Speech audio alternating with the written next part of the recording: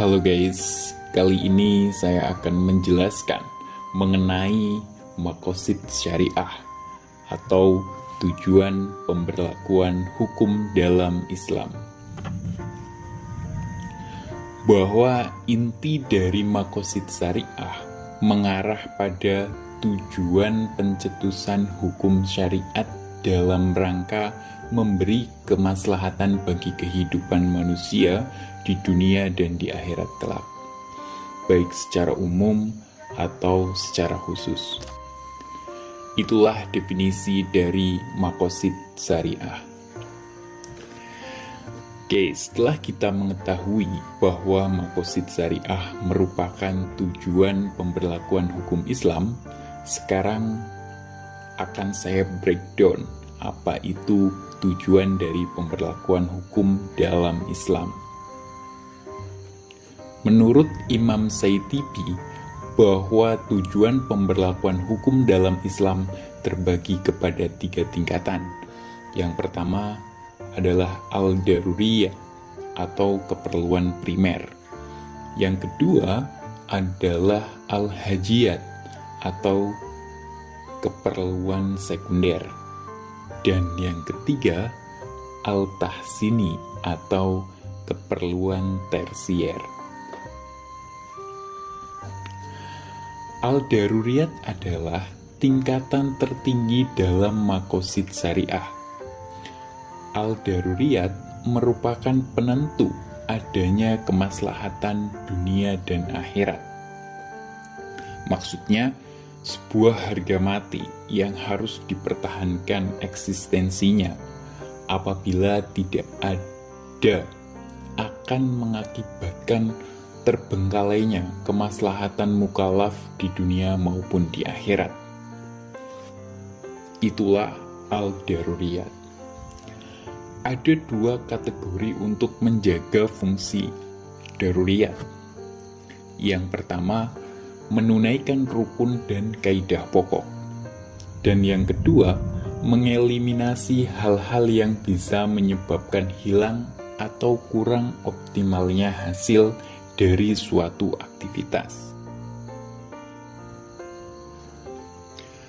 Di sini ada 5 unsur pokok yang harus diperhatikan dalam maqasid ad-daruri, yaitu yang pertama hifdzuddin atau menjaga agama, dan yang kedua adalah hifdzun nafas, yaitu menjaga nyawa.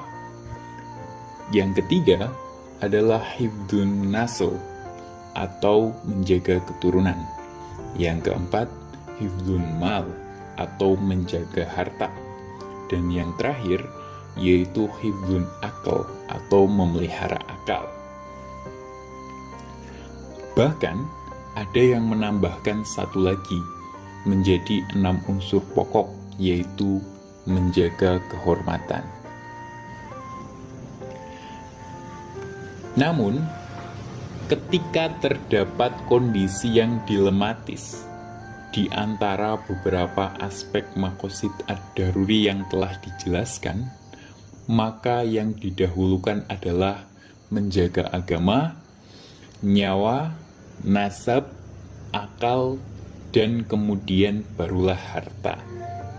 Akan tetapi, ada juga ulama yang mendahulukan terlebih dahulu adalah maslahat harta.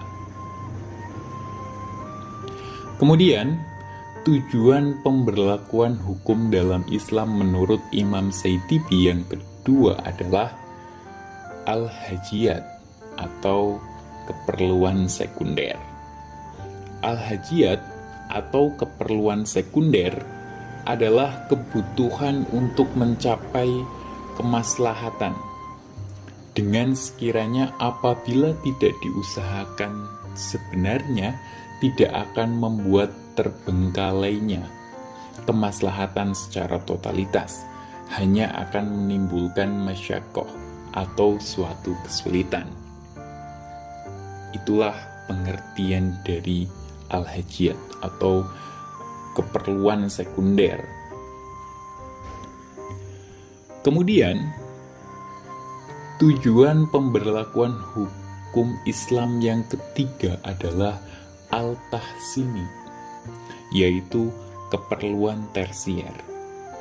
Al-tahsini itu merupakan kebutuhan yang dianggap baik menurut pandangan umum, dengan sekira-kira apabila tidak diupayakan, tidak akan membuat hilangnya kemaslahatan atau mengalami kesulitan.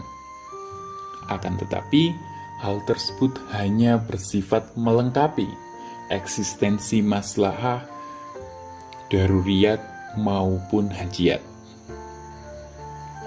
Jadi, saya ulangi lagi, ada 3 aspek tujuan pemberlakuan hukum Islam, yaitu yang pertama ad-daruriyat, kemudian yang kedua adalah al-hajiyat, dan yang ketiga adalah al-tahsini.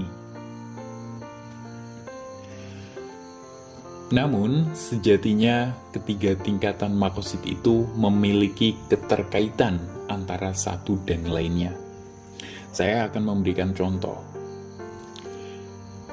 Dalam memelihara agama, dalam aspek daruriyatnya antara lain mendirikan sholat.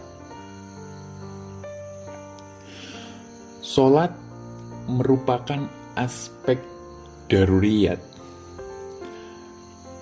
Akan tetapi, kewajiban menghadap kiblat adalah aspek hajiyat, dan menutup aurat adalah aspek tahsiniyat. Artinya, ketiga aspek tersebut memiliki keterkaitan antara satu dan yang lainnya.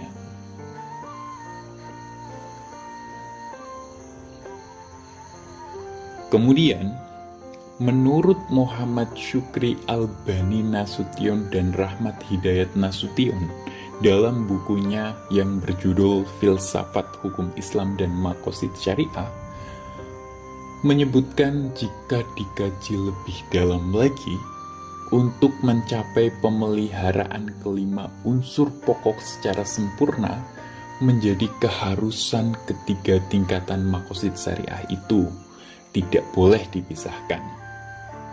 Sebab saling memiliki keterkaitan antara satu dan lainnya. Bahasa lebih sederhananya lagi, bagi Imam Saitibi, hajiyat adalah penyempurna daruriyat. Tahsiniyat menjadi penyempurna bagi hajiyat. Adapun daruriyat sendiri menjadi pokok bagi hajiyat dan tahsiniyat. Itulah maqasid syariah atau tujuan pemberlakuan hukum dalam Islam. Sekian guys.